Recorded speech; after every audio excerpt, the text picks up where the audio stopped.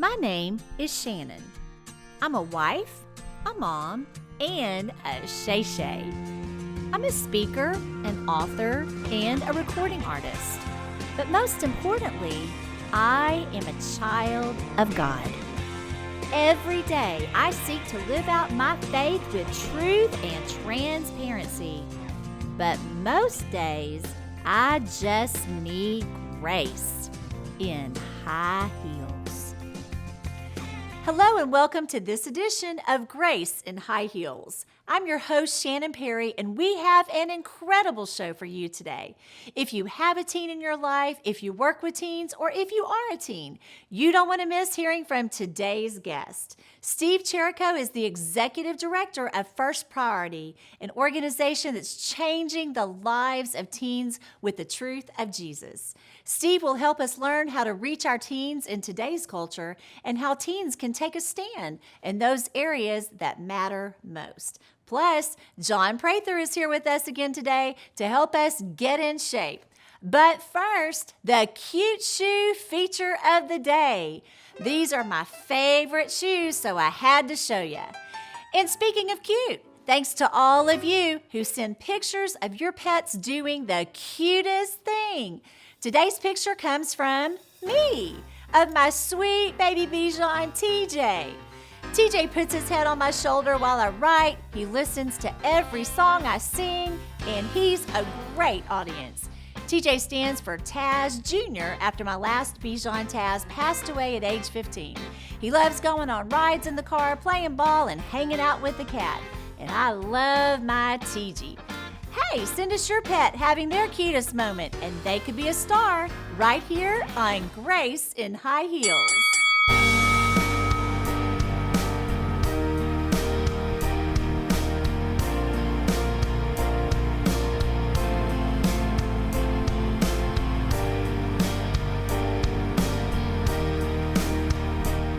Speaking of Grace, let's hear from a member of our Grace and Guts Girls Book Club. Grace and Guts is my latest book that teaches you how to throw the knockout punch to the 12 areas women say they struggle with the most. Good morning, Shannon. I just finished your amazing book, Grace and Guts.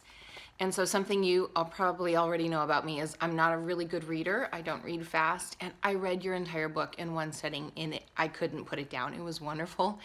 I am so excited because I have the benefit of being one of your great friends. So some of the stories that you shared in this book, I lived through these with you, or I knew about them as different challenges that you were going through as you were going through them. And the thing that I love about this book is as I was reading it, it sounded like I was having a great conversation with you. And I could hear your voice coming through the pages.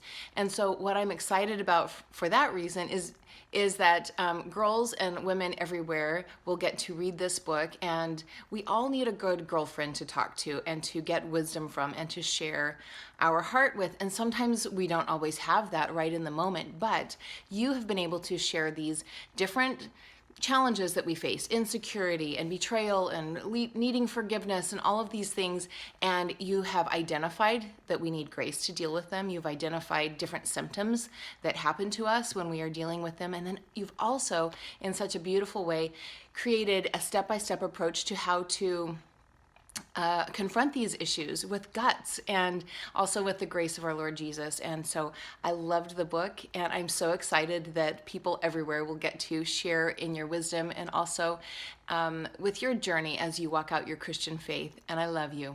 What you said is exactly what my prayer was when I wrote the book. Books are never meant to replace God's Word. They're meant to help point those who may be struggling in some area back to God's Word. So thank you for allowing Grace and Guts to be that go-to book when you need an answer in some area. And I pray He continues to bless you through those pages. If you haven't read Grace and Guts, you can pick up a copy wherever books are sold. In the book, I offer biblical truths and practical solutions to gain a win over the 12 areas that women say they struggle with the most. If you'd like to join the Grace and Girls Book Club, it's free. Log on to shannonperry.com and send us your thoughts. You could be in the next video we share. Women are warriors. We fight for our families, our friends, and our faith. But we're often hesitant to enter the ring when it comes to caring for ourselves. Our opponent comes to steal, to kill, and to destroy. He throws every possible punch to knock us down for the count. But we've already been promised that we'll win the round when we find the guts to enter the ring and the grace to endure the fight. To become the champion, we learn strategies that outsmart our opponent. Then we take our shot. We stay on our feet, even when we're on the ropes. And with endurance and determination, we face our enemy. We refuse to let our opponent defeat us. We may get tired in the fight, but we won't quit. We know the promise of victory, and we will never settle for anything less.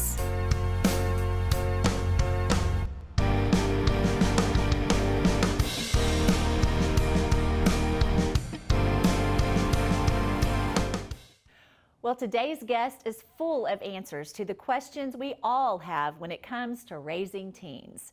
Steve Cherrico is the Executive Director of First Priority, an organization that builds networks of adults who support Christian students to stand united in their faith and firm for Christ. Steve, welcome to Grayson High Hills. Thanks for having me. I'm so glad that you're here. Well, what a fabulous organization you have in First Priority. And I heard you say something really important that I wanted to reiterate. As a school teacher and a school counselor, has God really been taken out of schools? Well, certainly not, and I think you know the answer to that question. The Spirit of Jesus Christ is wherever His people are, right? And so God's not been taken out of schools. The leading of prayer by school leaders has been taken out, but there are students, there are many, many teachers and their administrators that love the gospel and love Jesus that are in schools and praying for those schools on a regular basis. Let's talk about technology, Steve. What are areas of technology that are most affecting our kids these days? We're constantly hearing that technology has changed our children. So talk to us about that. You know, a lot of it is just about sheer availability, right? Everywhere they go, even in the school setting, there's so many positive things with technology, but like anything else, it has an opportunity for negative as well. And so there are lots of studies out there that talk about the number of hours that students are spending in media in general, whether it's on a screen for school or whether it's on a screen that they're playing a game. And so it's just sheer availability at this moment that causes it. Awesome. And you're on the front lines in First Priority. Talk to us about what all of that involves. So we're an interesting and a unique organization. We believe the local church still brings the hope of the world. And so we unite local churches around the schools that they already send their students to. That does not matter the denomination. They're sending students to public school settings in middle and high school. And what if the words of John 17:20, where Jesus prayed, Lord, unite them, make them one, and make them one as we are one, and then the world will know you. So what if we united local churches and we created gospel movements on campuses? And that's what we do on a regular basis. So students share their faith with other students each week.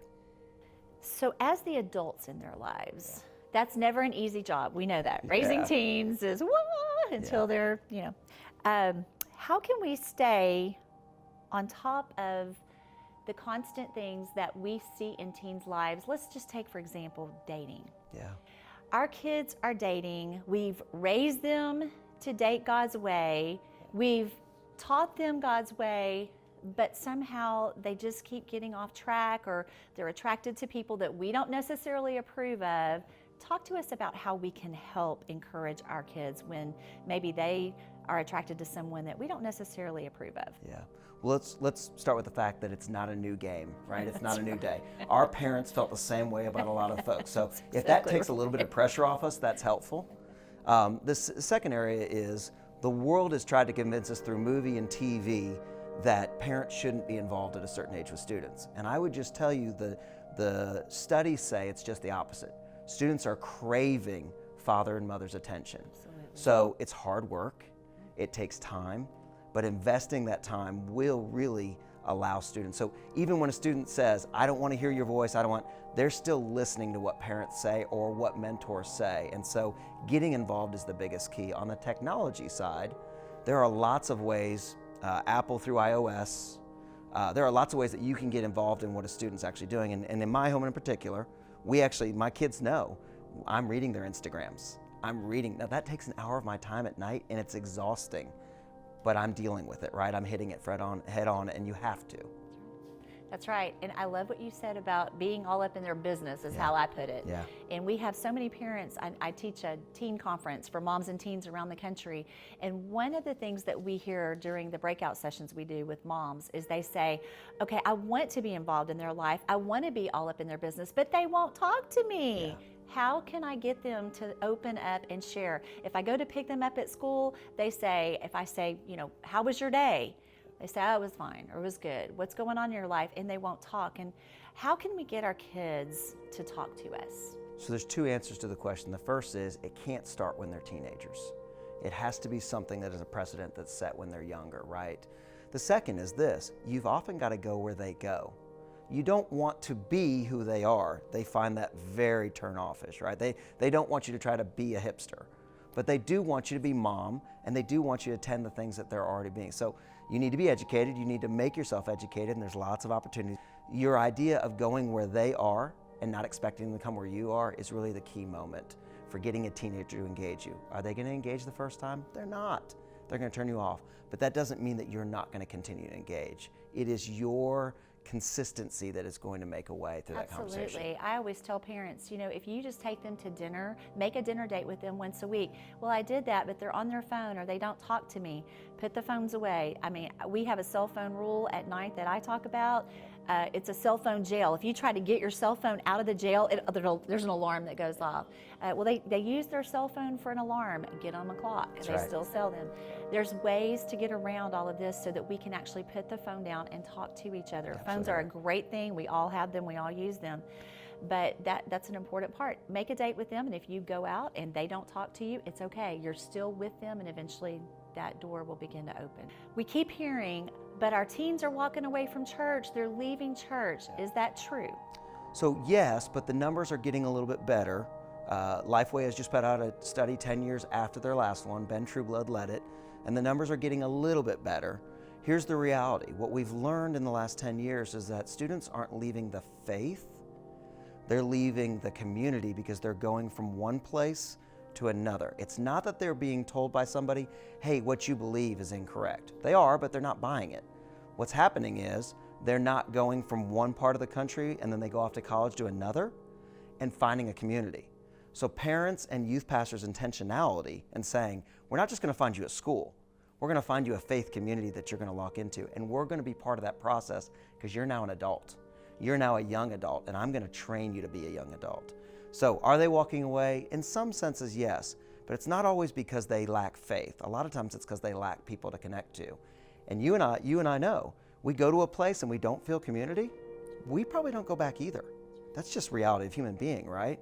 But if I can go to a place and be connected to other humans who are fighting through the same thing, hey, I'm a freshman, I'm a senior in high school, and I'm trying to figure this out, it changes everything.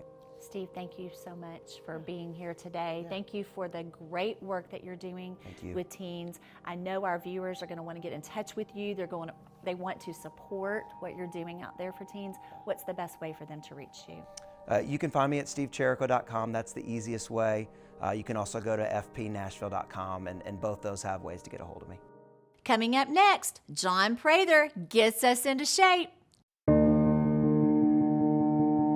If you know Jesus Christ as your personal Savior and your Lord, you never have to take another negative word from another person inside of your heart about yourself, because if it can't be backed up in here, it's not the truth. Tonight I had a great time listening to Shannon, and it was beneficial as a mom of little ones, just knowing that sometimes when we get lost in the chaos of being a mom, that there's a purpose for our life. She came walking in that bathroom. She said, "What is the matter with you?" I said, "I am hung in the toilet paper roll holder." Shannon is the woman that you want to come and speak to your ladies because she's funny, she's full of life, she loves Jesus, and it comes through so clearly. Well, actor, model, and personal coach John Prather is here to take us through a workout that he says is sure to help us change the way we look and the way we feel. Hi, John. Hello. Glad you're back. Okay, Yep. so what are we doing today? Well, we got a little bit more advanced workout today. So this is going to be another full body workout, but it's going to be a little bit tougher than some we've Now, done John, before. anytime you say the word advanced, I get a little nervous because I know your advanced and my advanced is not the same. Well, that's a good point, actually. Okay. You should keep that in mind. Everybody's level of heavy and light or advanced and easy is different. So this is going to be your advanced, which is what you want to do. You want to progressively make it a little bit harder each time because your body adapts to whatever that we're doing. And as you progress, you want to progress the exercises accordingly. So now you've progressed to advanced, so we're doing a couple more advanced workouts. Okay, All so right? show us your advanced. So the first one we're going to do here is kind of modified push-up. So again, you'll need just something stable here. You can use a chair. You can use maybe a coffee table. Just make sure it's nice and stable. We're going to center our upper body over it. Shoulders are over your hands. And you're just going to do feet about shoulder width apart. Again, your core is pulled in nice and strong. Your abs are tight right here. And all you can do is bend your arms just a little bit, keeping your back and your torso flat, and then push right back up. So down, and then push right back up. So on these again, you don't have to go too low at first. Just kind of test it, see how you feel, see if you're strong enough to do, You went a lot depth. lower than I will go. I can Well, tell let's see what you that. got. We'll That's take it your- easy on the first that's one. your advanced. And then I have faith in you here. I feel like I we know can you- do. I know you Here we do. go. That's what I love about you. Okay, feet apart. Okay, yeah, and your hips are nice and strong. Yeah, make sure Okay. you're centered over your bench here so that Okay. it doesn't wobble around. So make sure your shoulders are nice and high over your hands. There you go. And then just bend your elbows a little bit. Yep, and then push right back up from there. Very nice. I didn't go as far as you did. It looks good though. It's more important that you keep your body flat and you stay in this plank position That's what I do. than it is. Yeah, and you want to This keep rocking again. thing. Yeah, you don't want to fall over on there. But it's more important to keep your body flat and stay in that plank position than it is to go really low. And this doesn't just work your arms. This works Yes, all this through is your back. yes, You can and feel it. when you're anytime you're the holding that core. plank position, yes, your core. Yeah, you got it. Yeah, I So do. your core stays tight on everything that we do, but especially in things like this where you have holding your body weight in that plank position, it works your core, your lower back, Yeah, all around your feel it. obliques right here.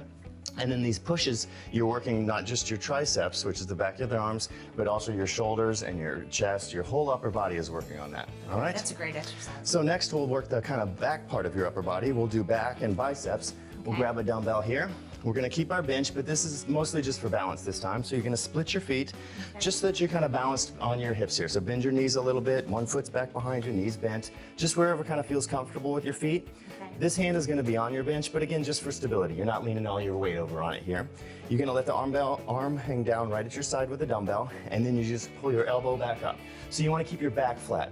Anytime you kind of put your head down, my back kind of rounds over. So instead, I'm gonna keep my head up and keep my eyes up, so that way my back stays flat. So the dumbbell will just go straight down with gravity, down towards the floor, and then I'll bring my elbow straight back up behind me, just like that right there. Okay, So we'll do that, and then we'll just switch sides so that you're even. Same thing on the other side. gotcha. There you are. So I'm just using this. I'm not using Yep, this just for that's balance. mostly just balance for you there. You can bend your back knee just a little bit. There you go. Perfect. Yes, this looks great. Very nice. Bring that elbow straight beside you. So you want that elbow to kind of track right beside your body. So don't try and Okay. let it float out. Yep, there you go. How's That looks great.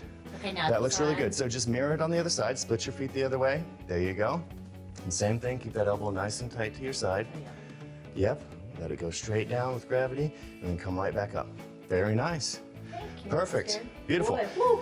Good work. You can feel that right there too. So let's leave your upper body alone for a second. Let's go down to some lower body. Let's get this out of the way. So we're gonna do a little bit more advanced version of a lunge. There's that word. Yeah, a little more advanced. This is gonna be a swing lunge. So you're gonna do a forward lunge. You're gonna step the leg forward, and then you're gonna take that same leg back and step it back behind you, all right? John, you know how I feel about lunges. You know so what? I tell you what, we're going to do these together. Okay, let's do this it. will be a partnership. You know, lunges are probably one of everybody's least favorite exercises, but they're so good, so we have to do them. Okay. All right, so What do we do? let's do it. So hands can kind of be just up wherever for balance. If you need Okay. them out to your side for balance, that's fine too.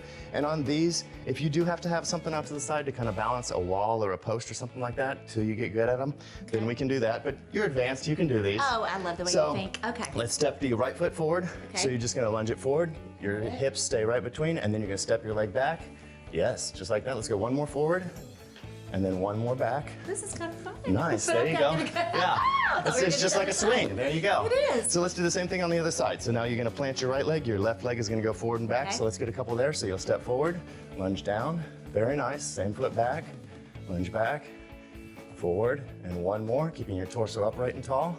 There we go, perfect. Hey, that's very kinda nice. fun. All right, one more. So let me grab the band here. So this is a great core exercise. We're gonna do a little twist. So what I want you to do, you're gonna hold both of these handles. Okay. Hold them tight so that they don't pop me there. I'm gonna hold this band, and if you don't pop me, I won't pop you. So arms are nice and long. I'm gonna hold this here, and you're gonna twist against the resistance and go away from me there. So we're Okay, gonna so I'm hold just gonna this. turn at the waist. Yep, so just turn, there you go. Wow. Good. Again, keeping that core nice and strong. Yeah. Your belly button's pulled to your spine. You'll rotate around, and then you come right back. Ooh, that's Very a nice. really good exercise. Yeah, it's really good. Now, what if I don't have a workout partner? So you can also just hook this over maybe a bedpost or a table leg. Make sure it's something heavy. Also make sure it's something that's not too sharp. It's not gonna cut this band. These are pretty tough bands, so that they're pretty durable. But just hook it under something heavy so that you can kind of twist away from it. So if you don't have someone to hold it for you, try and find something that you can anchor it to, and you still do your Like you twist. said, make sure it's not sharp so it doesn't come off. And, Yeah, absolutely. And just keep a good grip on it, but it's Wow, that's a great really good workout. exercise, yeah. Good job. Wow, these are really good workouts. Listen, John, thank you. Absolutely, You're absolutely. such a great trainer for me. Oh, thank make you. it So look- happy to work you with make you. it look It's- so easy. Be sure to connect with John and check out all he has going on, including his new book, The Nephilim Virus, at johntprather.com. Now here's this week's quick clip of grace from the road to help get the most important part of you in shape, your heart.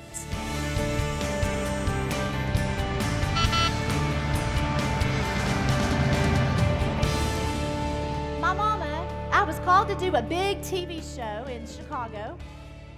It was going to cost me $500 to take this plane ride to Chicago. Now, I knew when I took this plane ride to Chicago, I was not getting paid to do this show. I was going to have to pay out of my pocket.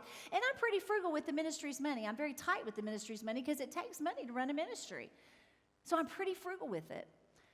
Well, it was going to cost me $500 to take this trip. And God very clearly said, I want you to go do this show. And I thought, it's going to cost me $500. You ever argued with God when he told you to do something? Just me. And so I said, I don't really want to do that, Lord. Well, I told my mom about it. And she said, well, I'll go with you. She said, matter of fact, I'll pay my own way. You pay your $500. I'll pay my own way. I said, no, I'll pay for yours too. No, well, only $1,000. And so... So we got on the plane and we got to Chicago, and she said, are you excited about doing the show today? I said, yeah, I guess so. It cost me $500 to take this trip. She said, yes, I know. You've said that about 4 times since we've been on the plane.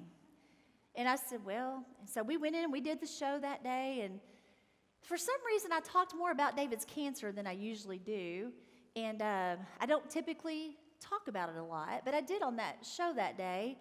We got done, and it was time to go back. We ate, we got to the plane, back to the airport. Now, it's July, and we're in Chicago, and it's hot in Chicago in July. And so we got into the airport, and the air had gone out in the airport. Now, listen, I am hot. I am tired. It cost me $500 to take this trip. I'm ready to go home. But bless God, I did it. I was obedient.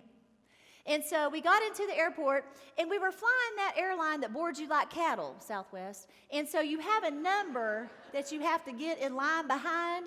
And so we got in line, and this little lady, it was time for us to get in line, and this little lady came up to my mom. And she said, excuse me. She said, I was here before you were, and I'm getting on that plane before you do. Lacing up the tongue. And I said, well, I didn't say anything. My mom was very gracious to her. She said, I'm so sorry. She said, I didn't realize you were here. Yes, please get in front of us. So we let her in front of us. And so they delayed our flight another 3 hours. Now listen, I am hot. I am tired. I am cranky at this point. It cost me $500 to take this trip. I'm done. So we got back up in line 3 hours later. And here she came again. She said, excuse me, I thought I told you. Christian, praise you, Jesus. Now, I put my head back. I said, thank the Lord. I'm going home. I'm going to take a nap. I put my head back, and God said, there was a man sitting next to me by the window seat, and then my mama on this side, and he said, not out loud, in my heart, he said, ask that man what he's doing on the plane today. And I thought, that cannot be God. I'm tired. So I put my head back again, and I heard it. I felt it again. So I looked over at him. I said, what brings you on the plane today, business or pleasure?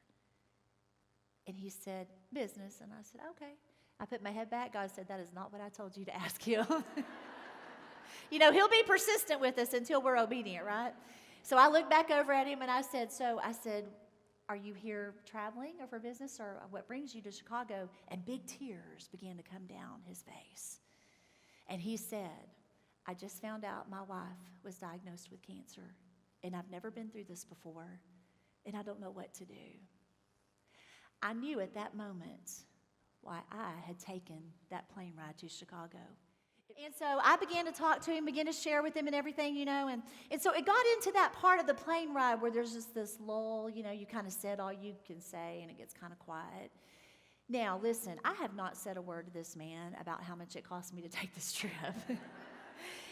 And all of a sudden, he reached into his pocket, and he took out his wallet.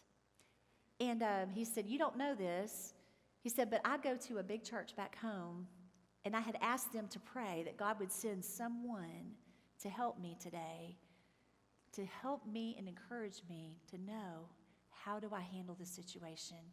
And I believe that God put you right here.